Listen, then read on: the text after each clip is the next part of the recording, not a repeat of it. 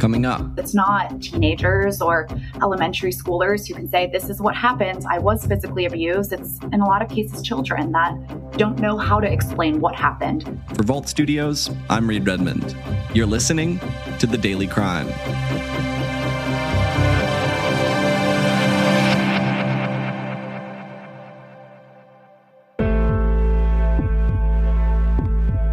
There's so many things that she did wrong, and it's like they don't care. Families in Morristown, Tennessee, are calling for stricter child abuse laws, months after investigators discovered possible safety hazards in an unlicensed daycare facility operated by a woman named April Barnard. They say daycare operator April Barnard neglected their children, yelled at them, and kept them in unsanitary conditions. When authorities showed up in July, 1, 2, 3, 4, 5. They found 38 children inside Barnard's home. The lead prosecutor in the county says he can't press charges under the state's current laws. District Attorney Dan Armstrong told us it's not enough to press criminal charges. That's why Brandy Gillum wants to see the laws changed. We will never know the extent of the abuse and neglect that she was doing to our kids. Something will be done because I will not stop fighting. Grace King is joining us from WBIR in Knoxville, Tennessee. Grace, you've been reporting on a disturbing story out of Morristown, Tennessee. For those not familiar with the area, where exactly is Morristown? It's about an hour north of Knoxville. And it's there that a woman named April Barnard has been running an unlicensed daycare facility. First, what have you been able to learn about this woman, April Barnard?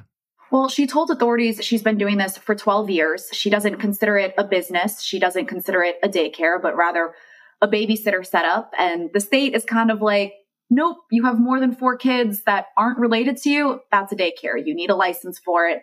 But she's been doing this for 12 years, charges them $20 a day, which is really cheap for parents, and came highly recommended as far as the parents knew. And you mentioned that it's significant that she's been looking after more than 4 kids.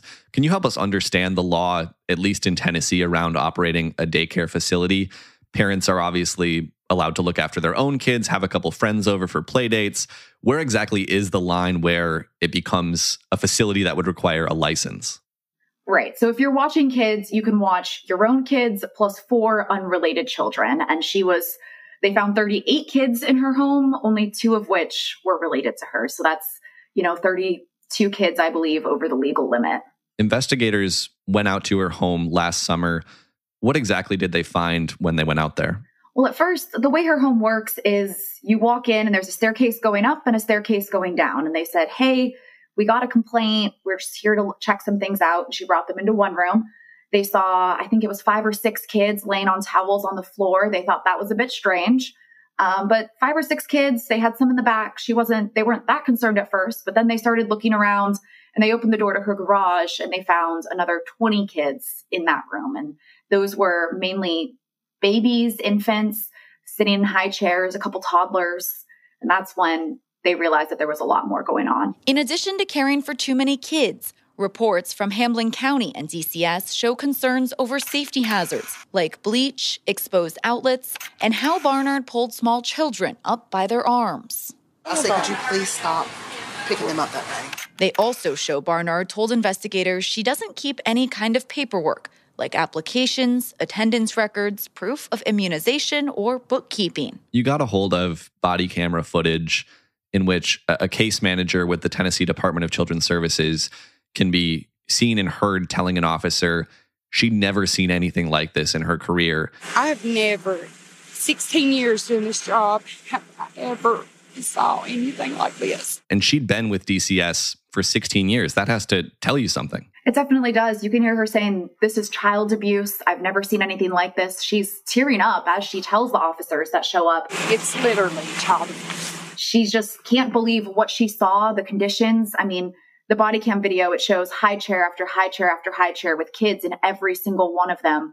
There's, exposed insulation coming from the ceiling. There's paint buckets and Lysol and bleach. And it's nothing you would want to see, especially when it involves so many children. What was April Barnard's explanation for A, having this many children apparently under her care, and B, these conditions you described and that you said this case manager called child abuse? Right. So April said that she was closed on Monday and that her kids, she had different kids coming every day a week. So her Monday kids had come with her Wednesday kids. It was a Wednesday when investigators showed up to her home. She said that she normally had 12 to 15 kids and she wasn't expecting that many. I usually don't have this many. That's what I'm trying to explain. She said she normally didn't keep them in the garage. And when they actually went into the garage, all the lights were off. There was a TV playing very loudly, so they weren't sure how long the kids had been in there in the dark with the TV just blaring. But she said that wasn't normal, that they're usually upstairs and usually outside. These are my number one. Like, yes, there's a lot here, but I promise you these kids do not go without. But with so many high chairs there, investigators just felt like something wasn't quite right, wasn't quite adding up. Do we know, did she have any employees or was it just her looking after these kids? She said she didn't have any employees per se, but her mom lived with her and her mom helped out. So the two of them were responsible, at least that Wednesday, for watching those 38 kids that DCS reported in the home.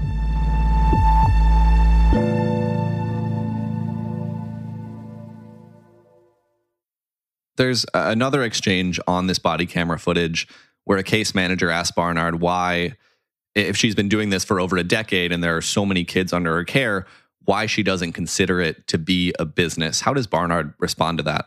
She says, hey, I just consider it babysitting, doing what I love. I don't know. Why don't you consider it a business? I just kind of consider it like I babysit, do what I love. I don't know. And she keeps just saying, I don't know. And what's most striking, and it's even noted in the DCS reports, is that the entire time she's being interviewed by DCS and DHS, she's, texting on her phone, holding a kid, not really answering a lot of their questions. And they wrote in the report that she doesn't really understand the gravity of the situation and expressed no remorse for what she had done. As I mentioned, it was last summer when investigators went out to Barnard's property. Have there been any charges in the time since? No. So that's how we got the body camera video. The district attorney decided not to press charges in this case. Tonight, Hamlin County's top prosecutor says he will not be filing any charges related to an unlicensed daycare in Morristown. I spoke with him on the phone and he said there's nothing he can do because there's no evidence of physical harm.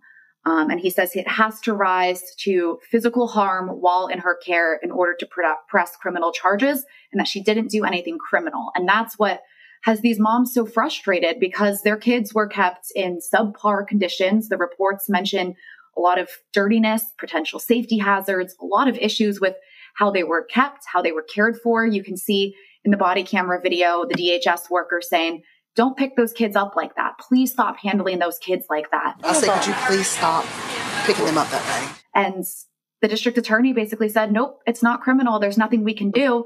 They can prevent her from opening a daycare in the future, from getting a license, but she never got a license in the first place. So it's been very frustrating for the families involved. I'm trying to understand the DA's decision here. We have records laying out what sound like clear safety concerns: bleach being accessible, exposed outlets, medication found on the floor, children being left in a garage with the light off. We also know by Barnard's own admission that she wasn't keeping track of things like immunization records or emergency contacts. And you mentioned the DA's explanation is that he needed proof of physical harm. The reports do mention Barnard's physical handling of the children, saying that she was observed pulling children by the arm, one being a baby that cried as a result. But again, at the end of the day, this DA is saying none of this is prosecutable under state law as it stands. Help us understand that a little better. He says it has to be physical. They need proof of physical harm. She didn't pick up the baby properly, but the baby wasn't necessarily harmed to an extent that they can prove.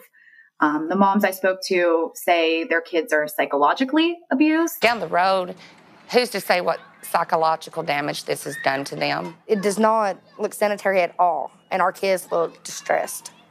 It makes me want to cry. Some of them struggle to walk. They don't know if that's from sitting in a high chair all day, because a lot of their kids are too young to tell them what really happened inside. And that's the hardest part with this case, is it's not teenagers or elementary schoolers who can say, this is what happened. I was physically abused. It's in a lot of cases children that don't know how to explain what happened. And that's what's making it so hard. But the district attorney says he doesn't have evidence of physical abuse, and that's why he's not going to prosecute it. You mentioned these families are frustrated. How much did they know about what was going on? Was this all news to them as well? They found out the day they were called and told, come pick up your kids now. The cops are here. She's been doing this for 12 years. Morristown is not a small community, but small enough that she came highly recommended. We thought we could trust her. She told us that she kept a total of 6 kids. Everyone talked highly of her. You feel a lot of guilt for sending them there, but she put on a good show. All of them said, childcare is expensive. This woman charged $20 a day. They thought it was a babysitter type situation, that she was watching her own kids and maybe 4, 5, 6 more. They got a tour of her house. Like I said, one staircase goes up, the other staircase goes down. They were told the down staircase goes to the basement and the garage. No kids are allowed down there. They put a gate at the top of the stairs. The kids stay upstairs. She has a big backyard, a lot of play areas. And from their perspective, their kids loved it. They enjoyed the tour. She put on a good show, is what one mom said. And they had no idea until they really saw what was going on downstairs. With the district attorney declining to press charges at this point, where does this story go from here? Well, so the moms are working with their local lawmakers to try and get the laws changed. They are trying to find any kind of way to still press charges and try and get some kind of accountability for what happened to their kids. But one mom said, this isn't the end of it. I'm not going away. Something will happen. And they are going through all the body cam video, the audio recordings, the reports, talking with attorneys, talking with lawmakers, trying to make a difference so that this can't happen again, so that this woman can't care for kids again. Grace King with WBIR in Knoxville. Thanks for sharing this story. Absolutely. And as always, thanks to you for joining us on this episode of The Daily Crime. We're right here with a new one every day of the week, Monday through Friday, so make sure you're subscribed to or following the podcast wherever it is you're listening right now. If you're looking for more podcasts to listen to, you can head over to vaultstudios.com for a full list of our shows that includes our weekly podcast, True Crime Chronicles. That'll do it for this one. Until next time, for Vault Studios, I'm Reed Redmond.